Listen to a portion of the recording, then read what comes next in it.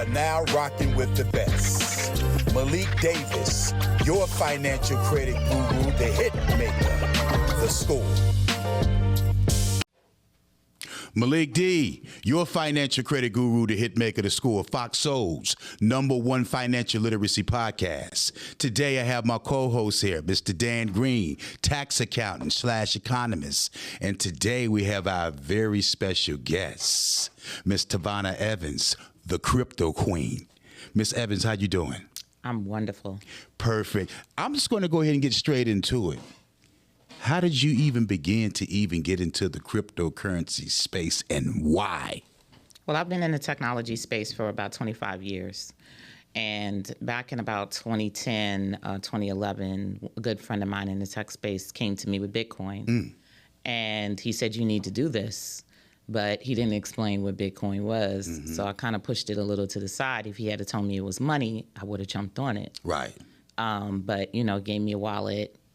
Took all day for it to load up, and I was like, okay, what is this? So I put it to the side, and it was about 2014 where I had a startup called Safe to Meet, and we were doing very well, but that's when I found out. What is Safe to Meet? Safe to Meet was a peer-to-peer verification platform, verifies someone's safe in less than 5 minutes. So it's like walking around with your own safety meter where you're going to meet people. We got a lot of accolades, but we didn't get money. And that's when I found out that Black women get less than 1% of VC funds. Yeah. So, I looked at crypto. I saw how some of my colleagues were raising money with crypto. And that's when it hit me that crypto was money. Yeah. It's absolutely most definitely money. Yeah. So I went to my team and I said, we need to integrate blockchain in this and we need to get on board with this. But my folks were really old school, and they had no idea what that was. So eventually I walked away from Safe to Meet and I started Guapcoin. Wow. So how long you been doing this crypto thing? Well, I started the Guapcoin back in the end of 2016. I launched in 2017. That was in the heyday of what we call the ICO heyday. Yeah. Where, people started paying attention to crypto because of, at that point, I think about 2017, Bitcoin had jumped from $400 to thousands of dollars by the end of the year. Yeah. I've seen that. Yeah. Because I have my own, I have my own little wallets and things like that set up with the crypto. So back then, like you said, 2017, Bitcoin, you said it was at $400. Yeah, it was at $400, I think, at the beginning. And then it shot up to like 3,000 and shot up into the thousands before the end of the year. It was at 20,000. That was before that first crash. And people were paying more attention to it at that point. But the reason that it was so volatile, was going like this is because there were other coins and tokens that were launching and running these ICOs. And of course, to get into an ICO, you needed Bitcoin. So what's an ICO? ICO? Most people that's our viewers and our listeners, most people don't know what an ICO is. You got to explain it on the most rudimentary level. Well, an ICO is an initial coin offering. So it's when they launch new coins. And when they launch new coins, of course, they sell them for a discount. So there were a lot of coins coming out during that time in 2017. It was probably about 1,000 of them. And they were selling them at a discount. So people needed Bitcoin to get into the ecosystem because it was the easiest to get into the ecosystem. So they were getting Bitcoin. So, of course, it was in demand. The price was going up. And it crashed at the end of the year because a lot of the ICOs were cashing out at that point. By the time you get to the end of the year, they were cashing out. So that's what impacted the price, of Bitcoin during that time. So, but it's still... So that explains it, why it crashed in regards to the all these different coins was coming in that was pushing the price up on the blockchain with Bitcoin. And then when people started liquidating, cashing out and things like that, and then that's when the crash took place. Right. So, yeah. It's an exciting technology in terms of the behind it, the different coins, the crypto coins, I guess blockchain technology, and that's something that's a lot of people, techies and people that are in the investing avenue have heard of that technology. But can you kind of give us a brief explanation of the blockchain technology which is behind the cryptos? I always bring it back in the days, we're kind of a little bit older when everybody was doing Napster and all those other platforms. That was the introduction of peer-to-peer technology. So that removed the middleman and people were able to share files without a middleman. So, of course, there was no pinning anything on anybody because the files were distributed all over the internet.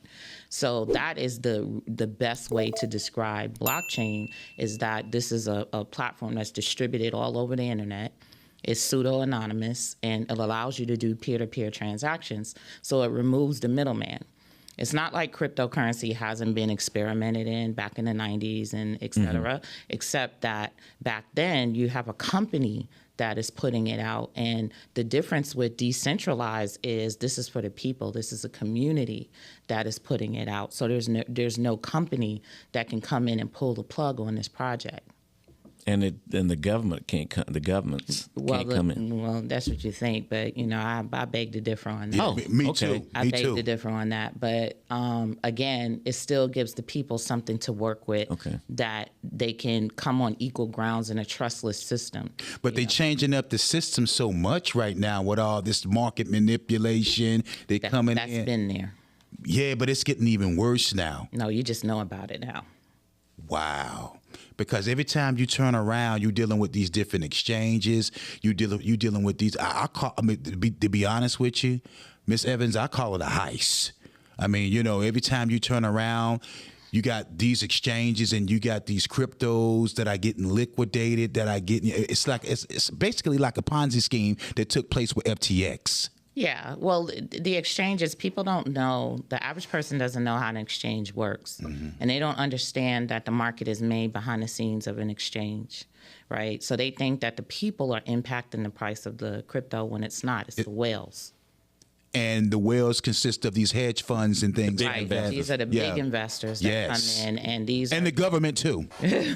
I mean, to be honest with you, and the government as well. That's just like the stock market. It's like the stock market, because a lot of people hedge funds move the market. They move the market, and the futures markets. Right. Premise. Right. So the stock market folks came over to the crypto space like around 2017 too. They took notice. Before that, they was like, "Oh, this is never going to work.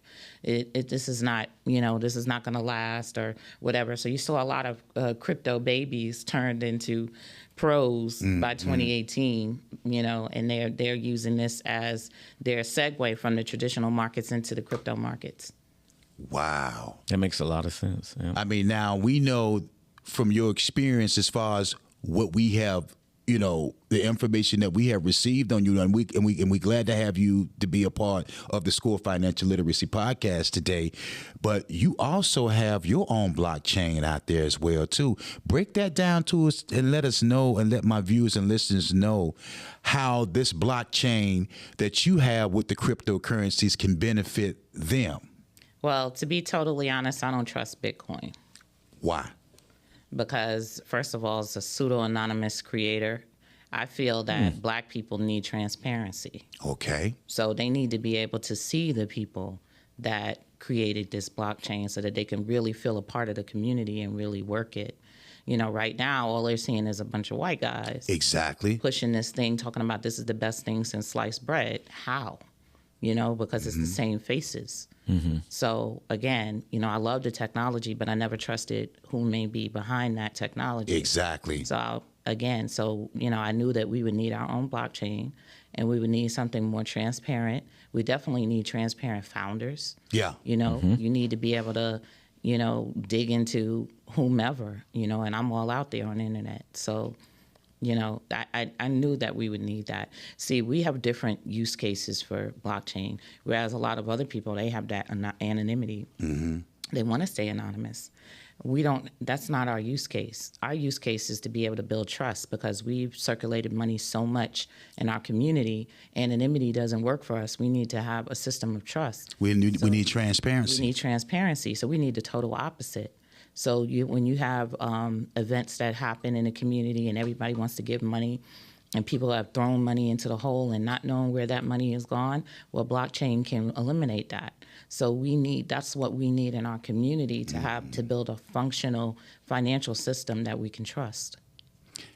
And with this trust, it's other elements that are into play that, I mean, that would make the individuals that get a part, I mean, that be a part of this blockchain from the transparency that they can trust what you showing certain things? Yeah, I mean, it's visible. You know, all the transactions are visible on the blockchain. And blockchain is very traceable. It's not like it's one of those things where, you know, you're going to be able to hide too long. So, you know, to the point of some people who are against blockchain, they talk about, well, blockchain can make us more trackable than ever before. And that might be the case. But that's not the problem we have. You know, that's not our core problem. Our core problem is being able to see where the flow of our money is going so we can have... Let's take a quick commercial break so we can pay these bills, and we're going to jump right back into this conversation.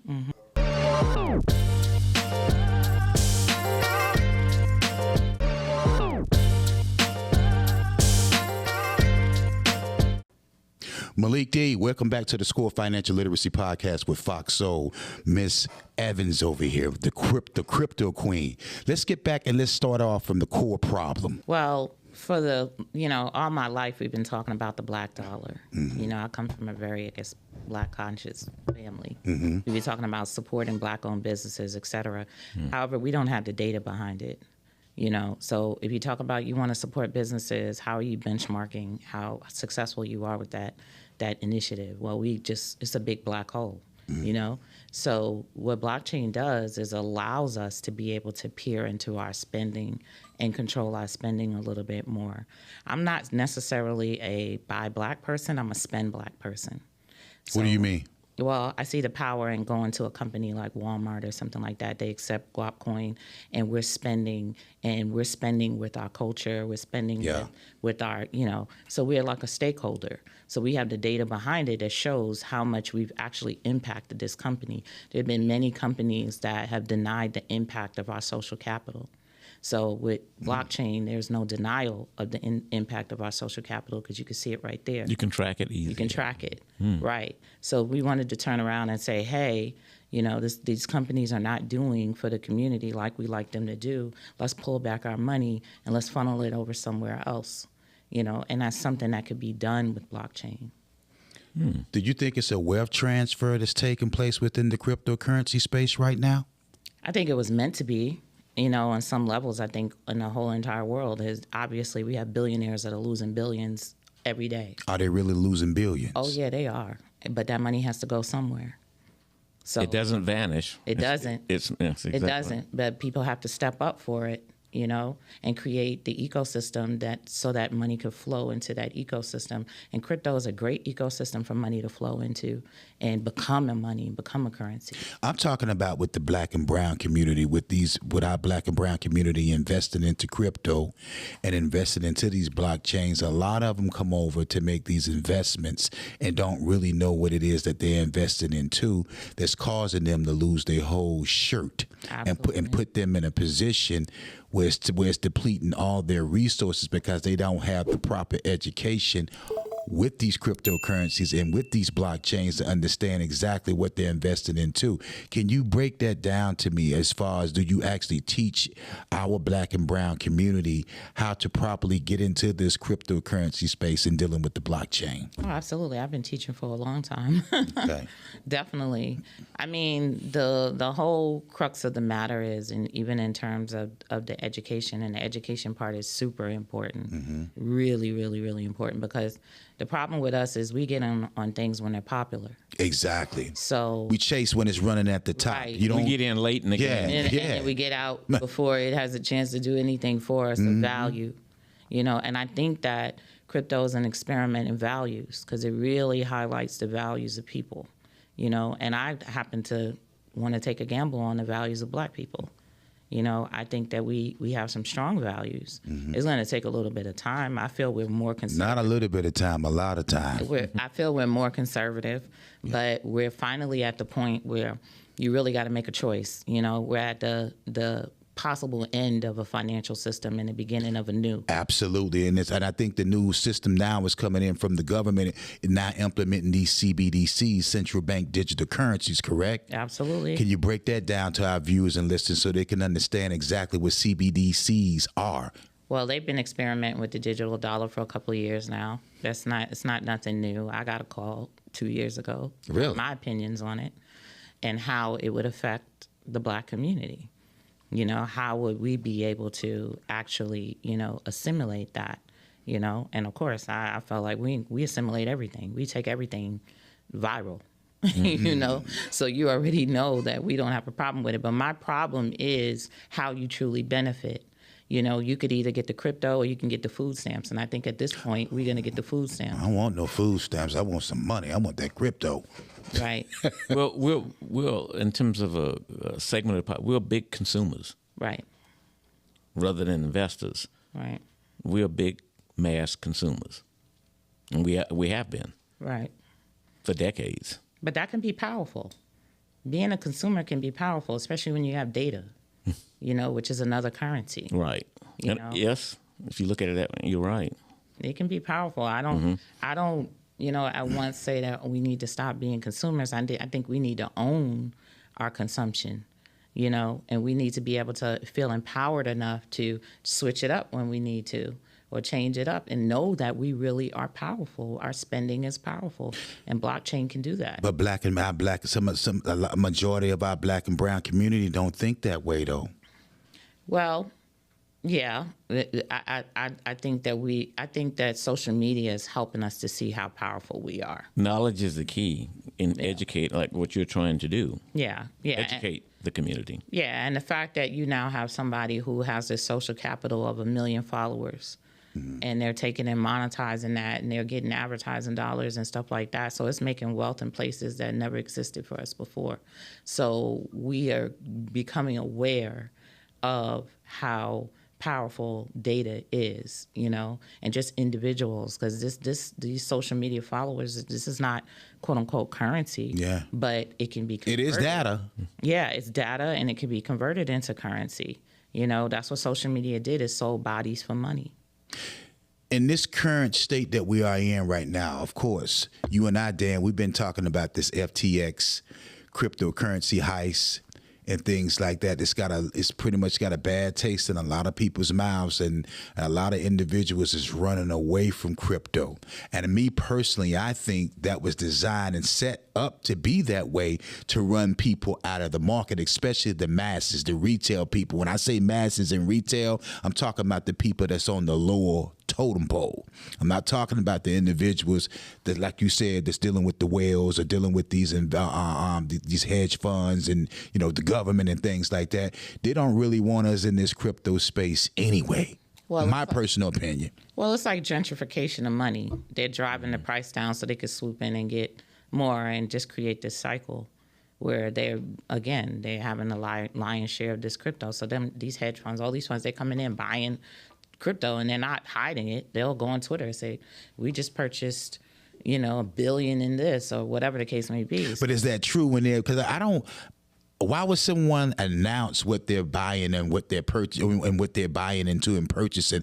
I don't trust those people. Well, they want to get the volatility cycle up. Gotcha. Okay. They want to get the hype up. The volatility. They want to get people running into the market to build it up. And they know people move slow and spend little money compared to what they're spending. So it's really of little consequence to them.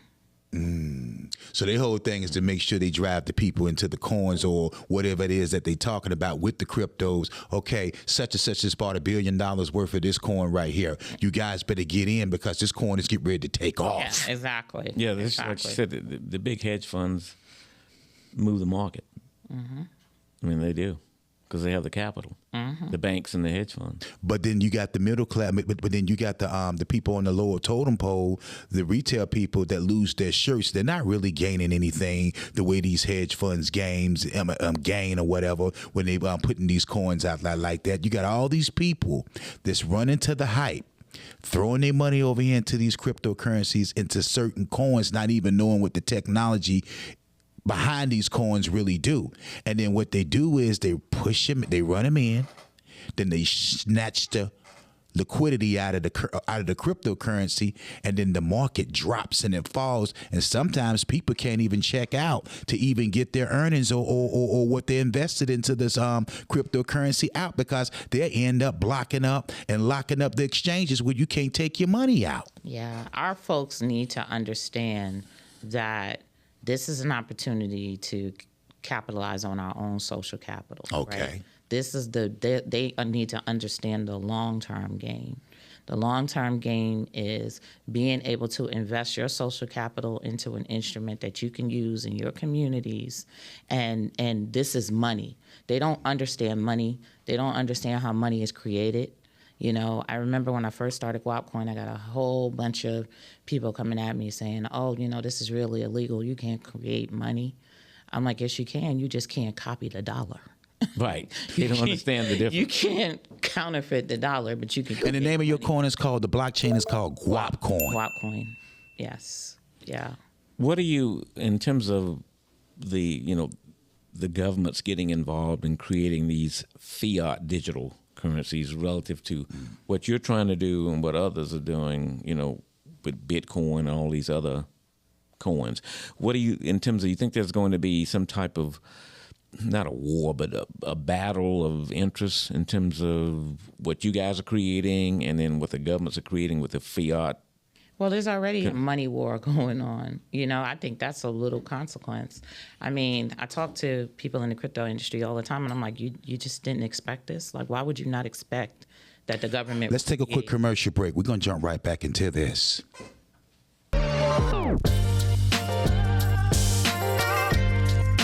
Hey. Welcome back to the School of Financial Literacy podcast with Foxo. Let's jump right back into this conversation before the commercial break about these digital fiat currency wars and things like that, because you sparked my interest on that. And I can really, really see where this conversation is getting ready to head. But I want you to break it down for our viewers and our listeners. Yeah, I mean, it's not a surprise that a digital dollar would evolve out of this. Like, they have to, they know that crypto isn't going anywhere. They know that digital currency isn't going anywhere.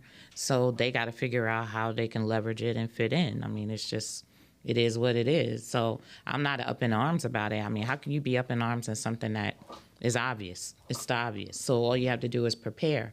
And you prepare by educating people. This is the difference. That is a centralized currency. This is a decentralized currency. The difference is that the community gets to have control and say over this. And with the CBDC, the community doesn't have control and say over this. The banking system does, So there's a clear, by educating the people, there's a clear path for which way they may want to go.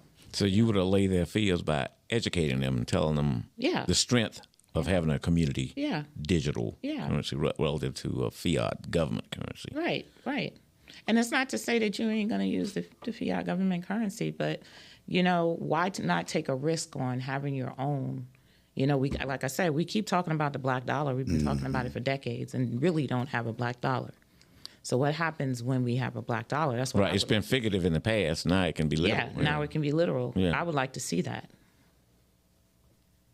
I mean, hell, we all would like to see it, but I'm saying once again, it's all about bringing our black and brown community together, dealing with the Guapcoin, to get them to understand exactly the benefit that it will actually bring them as far as our community owning our own dollar.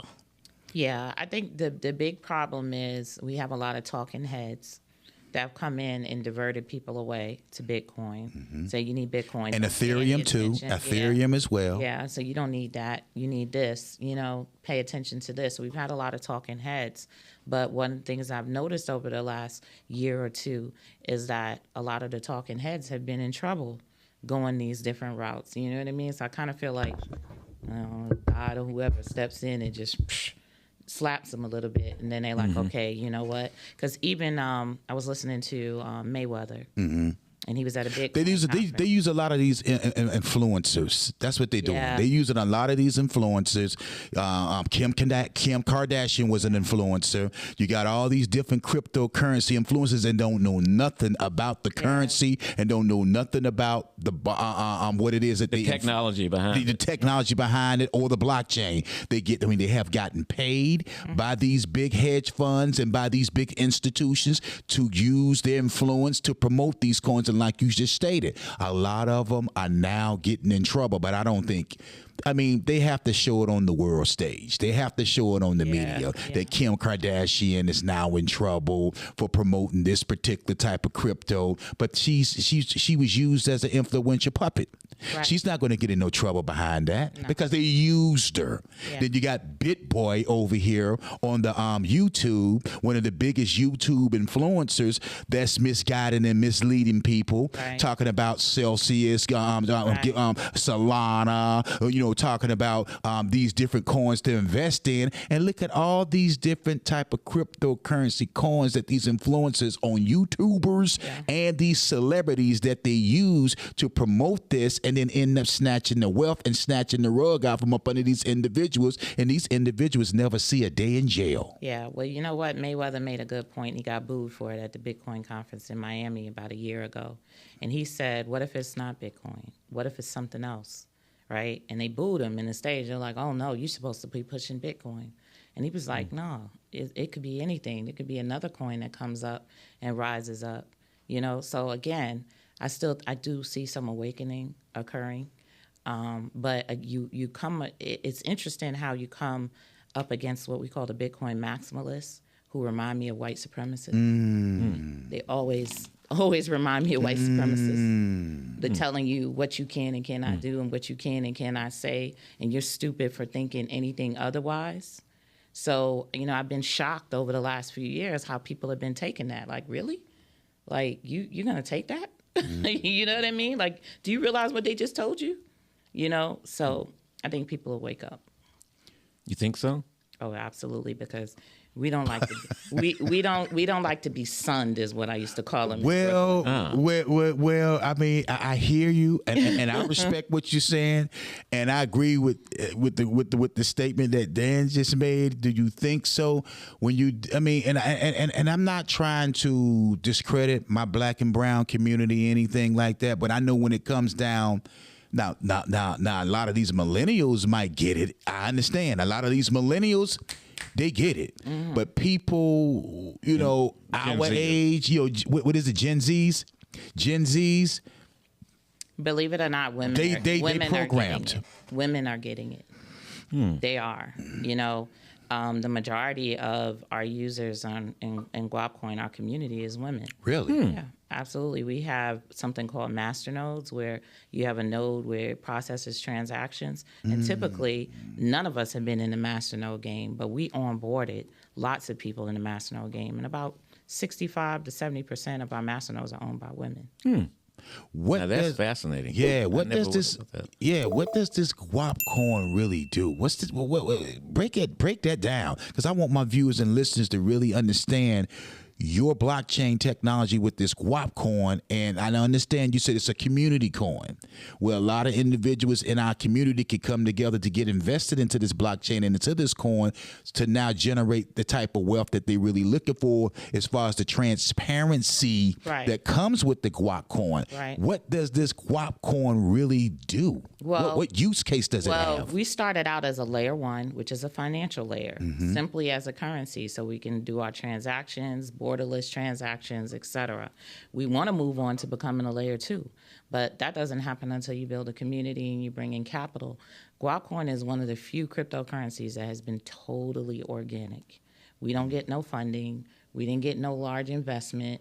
We didn't come in with money so we can make the market like they do. You know, a lot of people, they like to come in and they say, well, Cardano is at $15. Well, Cardano raised $65 million. They should be at $15 million because they're going to take a portion of that money and they're going to put it in the market to make their market. So I'm like... To create a market cap. To create a market cap. It's like the penny stocks. It's that simple. So it's money is creating money. You know, so it's not because everybody was super excited about it. They didn't get super excited about it until they start pushing up that value and artificially inflating these values. So people don't know how exchanges work. You know, like the old penny stock craze in the 80s, how the market makers used to make it. Yeah. You know, pump and dump. Yeah, that's what they do. So with the Guapcoin, what is Guapcoin though? I want to know what is it. I know it's on the blockchain. I know it's a crypto. It is a financial layer. It is a currency. It will allow us to be able to buy and sell items using our own currency and also using the blockchain. What items? Anything. Okay. Anything of value. We've already proven that crypto has value and can be spent. You know, certain coins though. Yeah, well, we're getting ready to move into an era, I believe, where the banks are going to have a little bit of resurgence.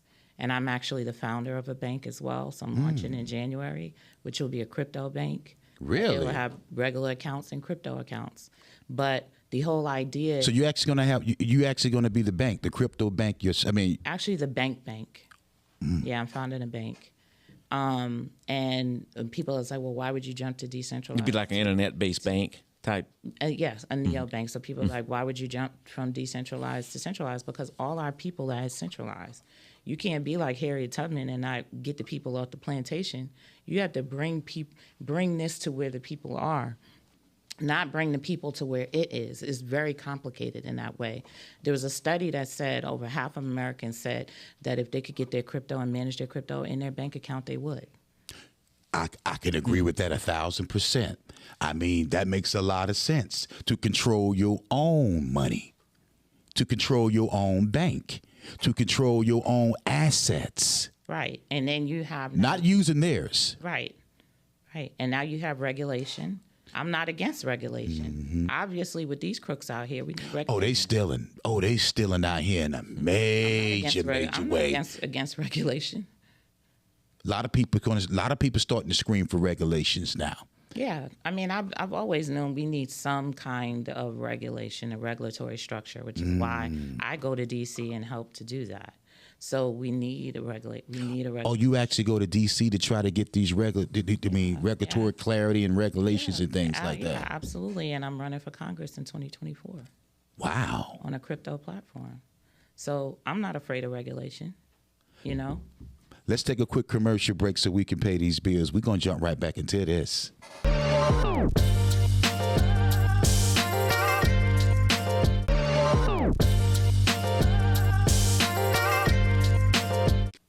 Malik D, your financial credit guru, the hit maker, the score.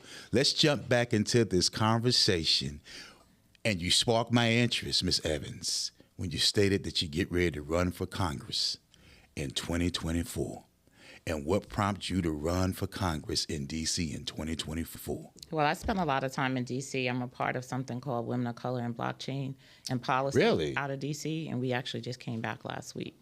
So we go down there, we talk to some of the policymakers, et cetera, and put our 2 cents in. But I know absolutely that ain't enough. I got to literally write my 2 cents in. So, again, you know, that's the way to go on a crypto platform and adequately, because a lot of people in the space that in government don't know anything about blockchain and crypto, and there's a potential for them overreaching and writing overreaching. And I don't blame them. It's not like I'm like they're doing it on purpose. They really don't know what they're doing. You know what I mean?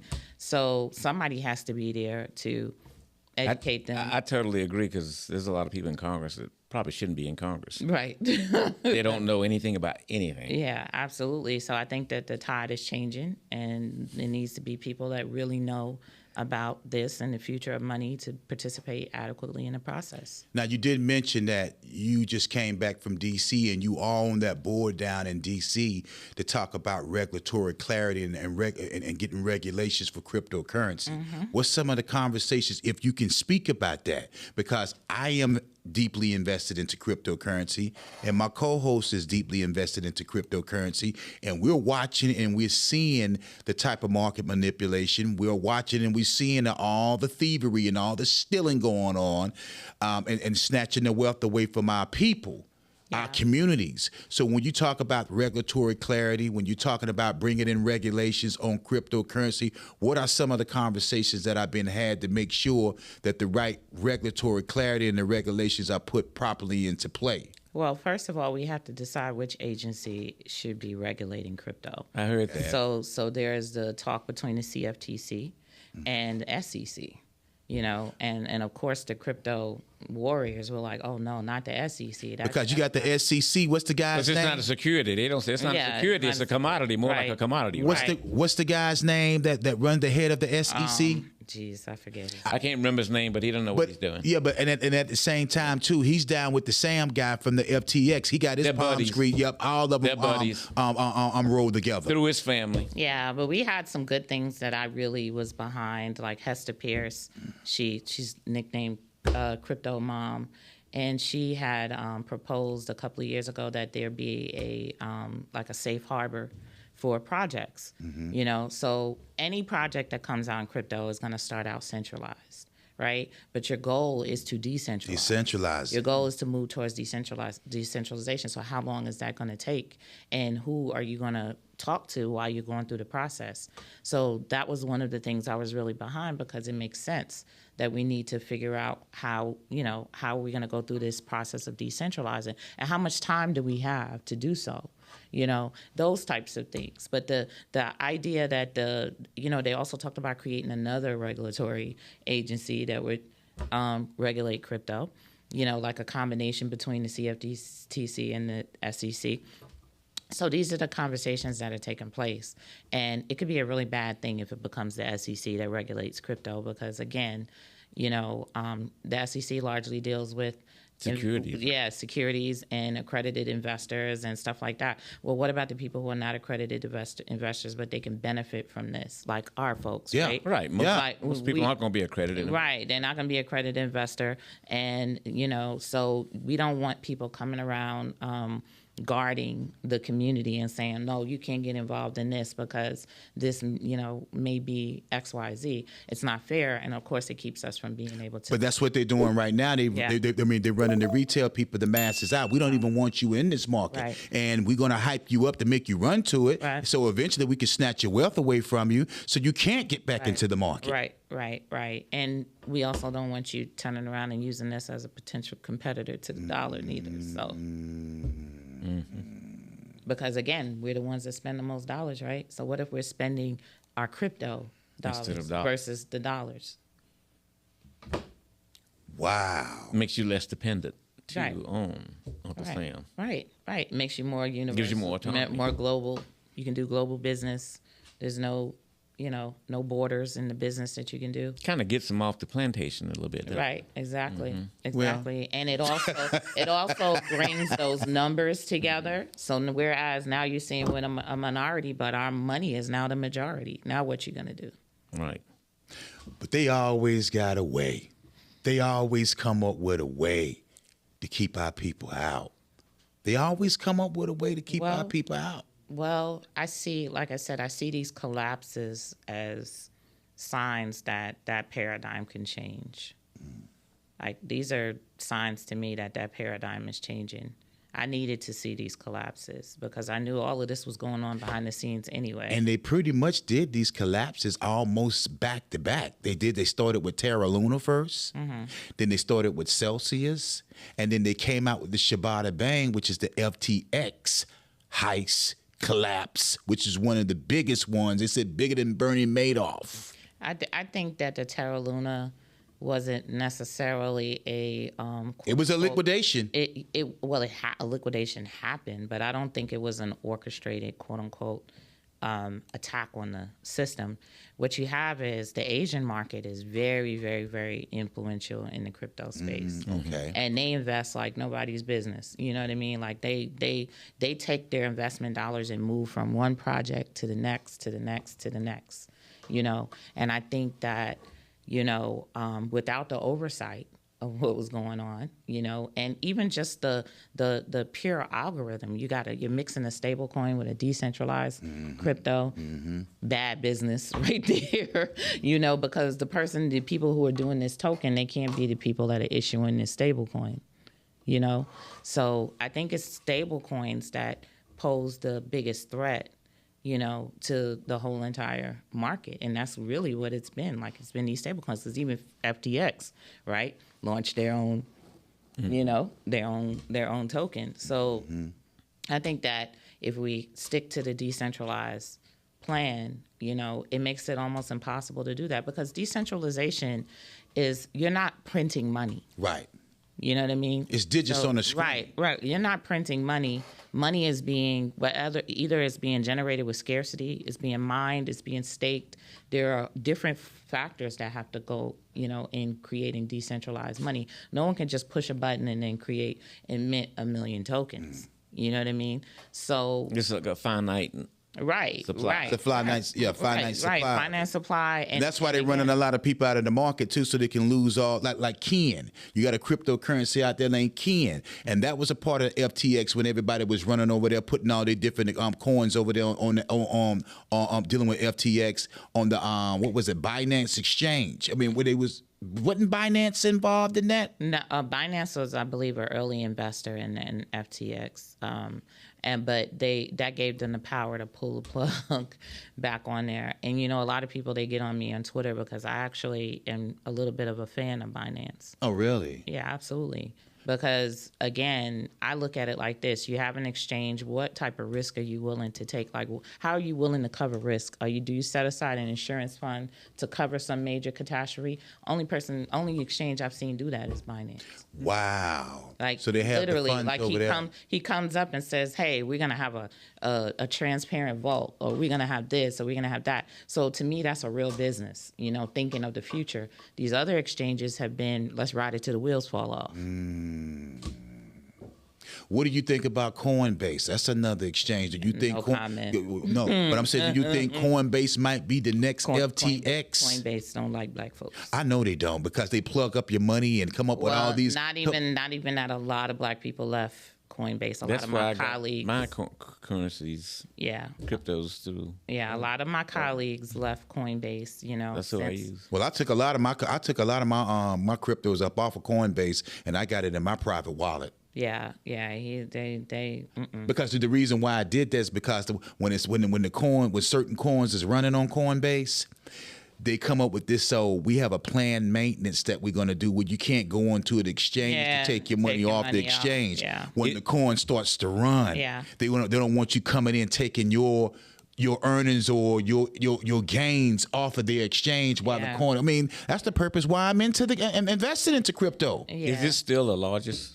Coinbase? Yeah, Coinbase is the largest. Yeah, and people need to understand the difference between custodial and non-custodial. They don't understand the difference between custodial funds and non-custodial wallets. They don't even know that you can have a non-custodial wallet. You can just hold it yourself.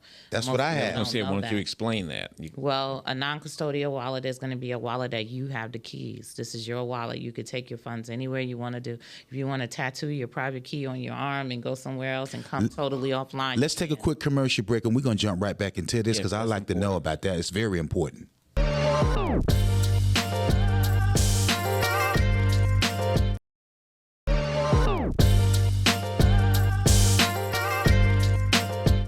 Malik D, welcome back to the School of Financial Literacy podcast with Fox Soul.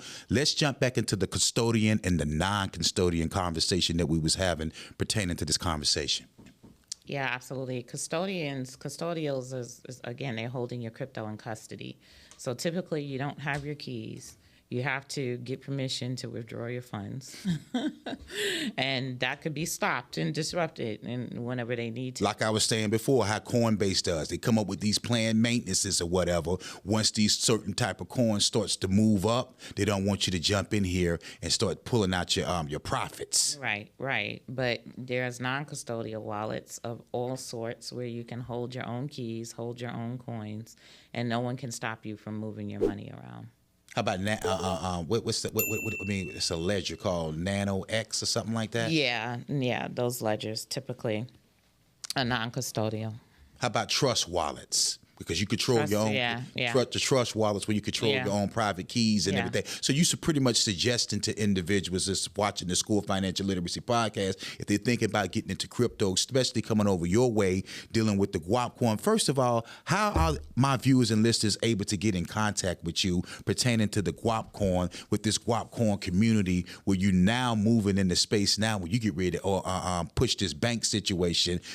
Put your information out there for our viewers and our listeners so they can go to guapcoin.org and hit our socials. All of our socials are Guapcoin, Instagram, Twitter, So that's called guapcoin.org. Yeah, guapcoin.org, guapcoin.org. And they can get me, Tavonia Evans, pretty much anywhere. You can Google me, I'm all over. So, Tavon, do you have a website and things like that as Yeah, well? Too? guapcoin.org. And my website is tavoniaevans.com. Okay. Where you can get to some of my classes. I have a free class on YouTube. That's a beginner's class. I'm also a masterclass teacher with a platform called Class Rebel. I'm the crypto instructor there. And I also have an initiative called 1 Million Wallets, where we want to hit the streets and show up at any church, organization, whatever, myself personally, and teach crypto for free. For free. For free. My viewers and my listeners that is tuning into the School of Financial Literacy podcast here on Fox Soul, you heard what the sister said. It behooves you to use your level of intelligence to move away and to start to move away from some of these exchanges and some of these cryptos that they have set up for us to lose, because it's nothing but a heist that they're running right now. It's market manipulation. You got the SEC main guy doing business with the Sam Freeman guy, the FTX guy, whatever. So you can clearly see that the cards is stacked up against the masses when it comes down to dealing with crypto. So if you over here messing with Tavon over here on the Guapcoin, dealing with her situation, because after this podcast is over and this episode is over with her, we're going to be diving deep into some conversations with me now, taking what I have over here in my private wallets or over here what I have lingering on some of these exchanges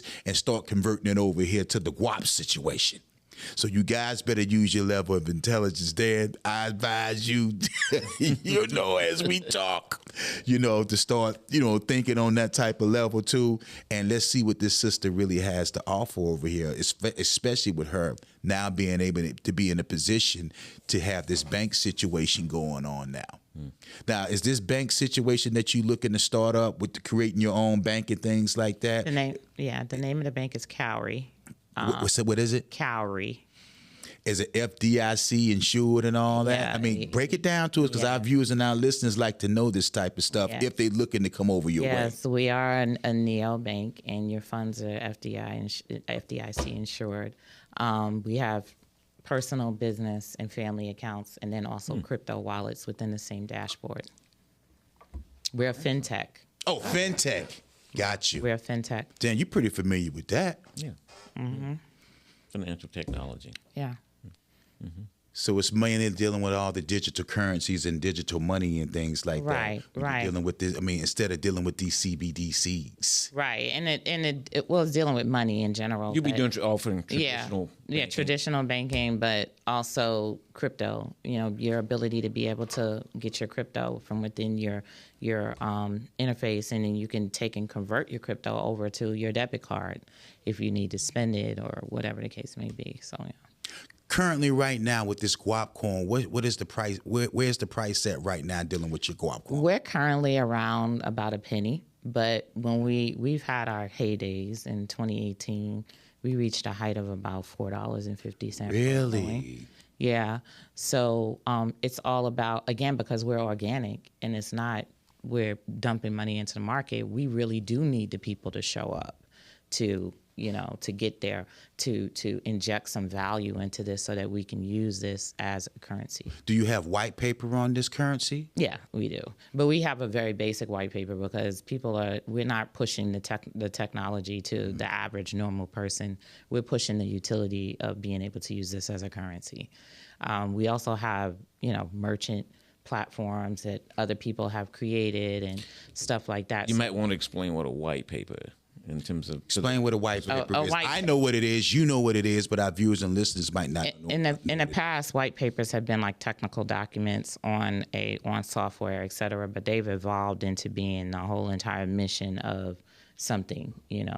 I guess you could say almost like the digital marketing paper of this particular coin. To me, in the beginning, I feel like we over inundated people with the technology part. What is blockchain? What is this? What is that? It was way too far above people's heads. Mm-hmm. We weren't telling people that this was money, which people would have perked up if we told them that this was money.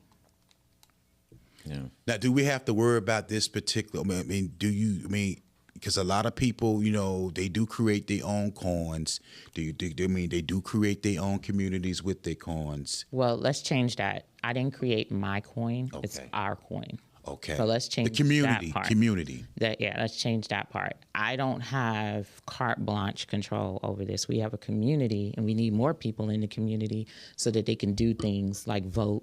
We have on-chain voting, et cetera, so they can come in and do things to grow the community and grow the cryptocurrency. The ecosystem. And grow the ecosystem, exactly.